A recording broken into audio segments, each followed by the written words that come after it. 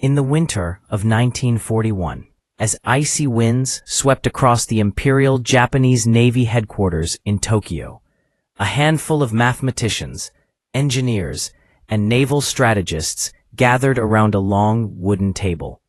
Maps of the Pacific Ocean were spread across the room like a vast, blue battlefield waiting to be carved into zones of conquest.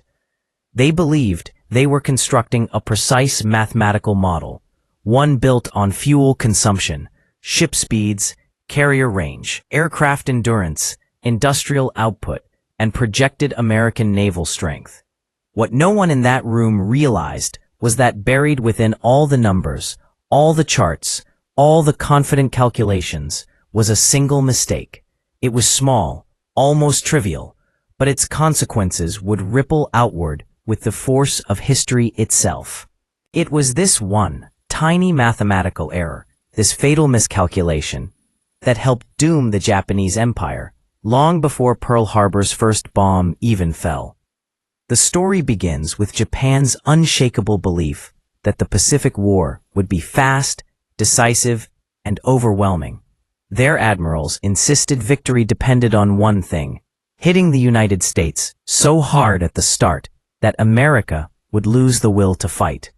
Japan had studied America's industrial capacity.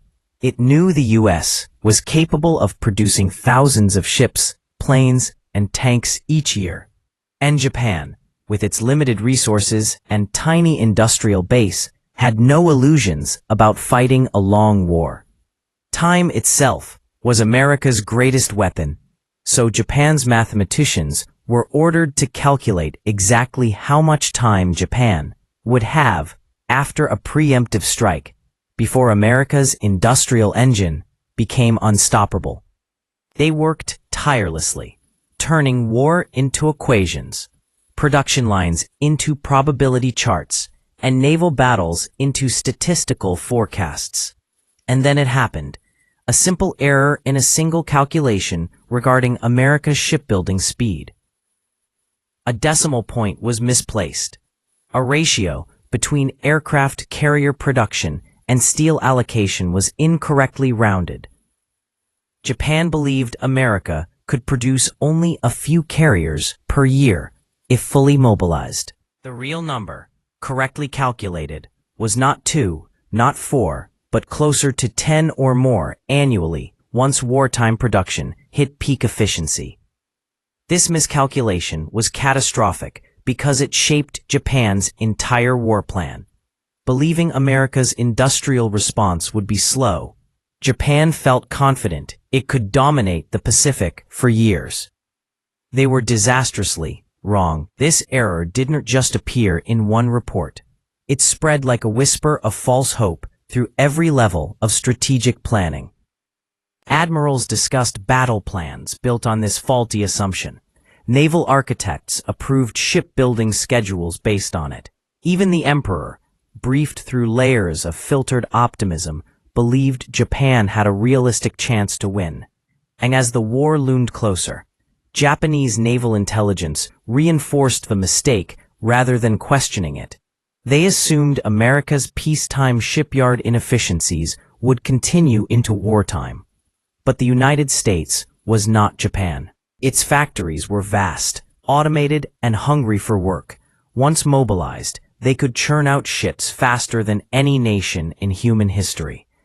But the error didn't stop with ship production. It wormed its way into calculations about fuel consumption too.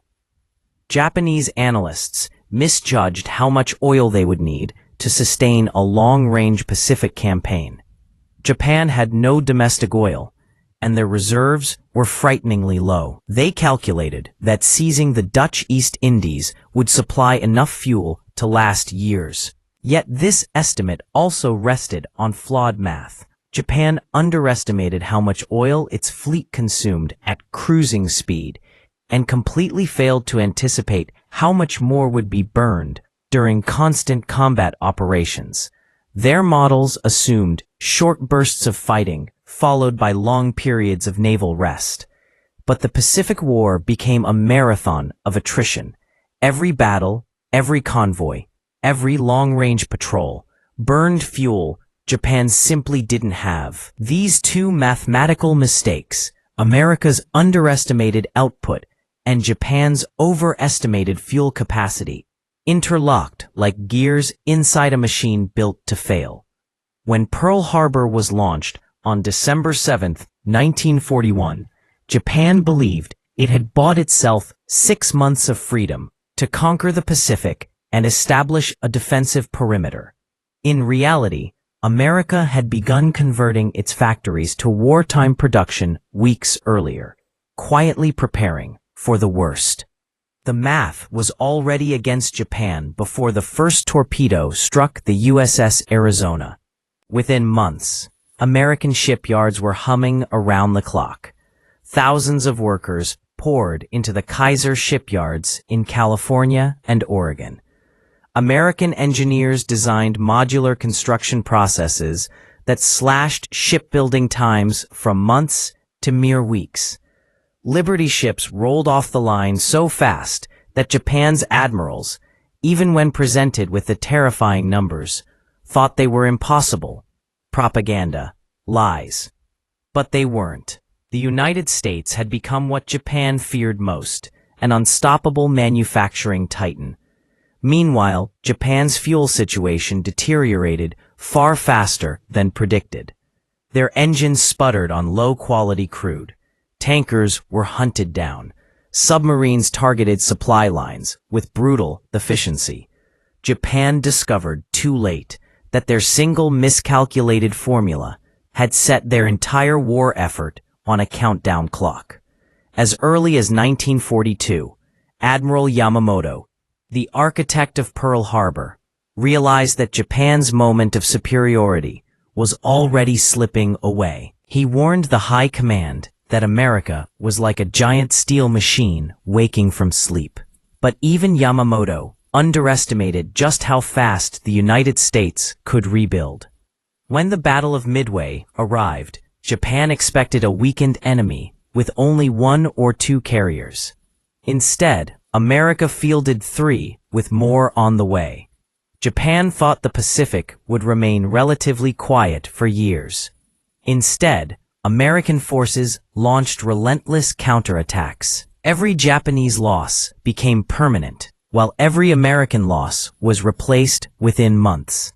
By 1943, Japanese naval officers could see the consequences of the fatal error in stark, horrifying clarity. They began receiving intelligence reports showing the number of American carriers suddenly skyrocketing.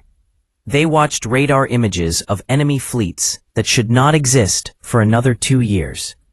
At Truk Lagoon, officers stared out at the horizon as wave after wave of American aircraft poured in from carriers that shouldn't have been built yet, not according to the math Japan had used to start the war. The consequences at sea were devastating. Japan had built some of the most advanced ships in the world, the Yamato and Musashi, pride of the Imperial Navy.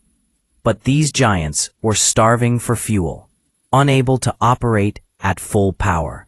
Japan's pilots were among the best trained on Earth, but training programs collapsed under fuel shortages and dwindling aircraft production. Japan had planned for a beautiful war of precision, speed, and decisive blows. Instead, they found themselves trapped in a grinding war of attrition they could never win. As American ship production climbed even higher, Japan's admirals pleaded for new strategies, guerrilla tactics, night attacks, even suicide missions. But nothing could reverse the fundamental flaw built into their war plan. The wrong equation had already shaped their destiny. By the time Japan realized how hopeless the situation had become, the American fleet blanketed the Pacific like an iron wall. Japan's perimeter defenses were crushed island by island. American planes bombed Japanese shipyards, crippling production. Japan's few remaining carriers were turned into ghost ships, their flight decks empty, their pilots gone, their fuel tanks nearly dry. Even in Tokyo, high-ranking officials tried to hide the truth, hoping for some miracle turn of events. But the math remained merciless. Every month, America produced more materials than Japan could in a year. Every ship Japan lost was irreplaceable. Every gallon of fuel burned was gone forever. The war planners, who once proudly displayed their calculations, now stared at them like gravestones. The decimal point that had been misplaced seemed to grow in significance with every passing hour. It had doomed the fleet, the strategy, and ultimately the empire itself. By 1944, Japan's dreams of a greater East Asia co-prosperity sphere had crumbled. Their once mighty navy was scattered, and the American juggernaut moved inexorably toward the home islands. Generals tried to rally their forces, but morale had collapsed. Civilians, once filled with national pride, now whispered fears about America's overwhelming strength. The emperor himself received reports that contradicted everything he had been told in 1941. America was not struggling, it was surging. The war was lost. In 1945, as American B-29 bombers roared across Japan's skies, the leaders of the Imperial Navy reflected on how it had all gone so wrong. And again, the answer pointed back to that quiet room in 1941, to that table covered in maps and numbers, to that single mathematical misjudgment that had shaped the entire Pacific War. It was the kind of mistake that seemed small enough to ignore, but in war, every number is a prophecy.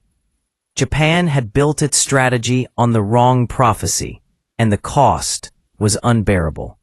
When the emperor finally addressed the nation to announce Japan's surrender, he spoke of a war situation that has developed not necessarily to Japan's advantage. But the truth was far harsher.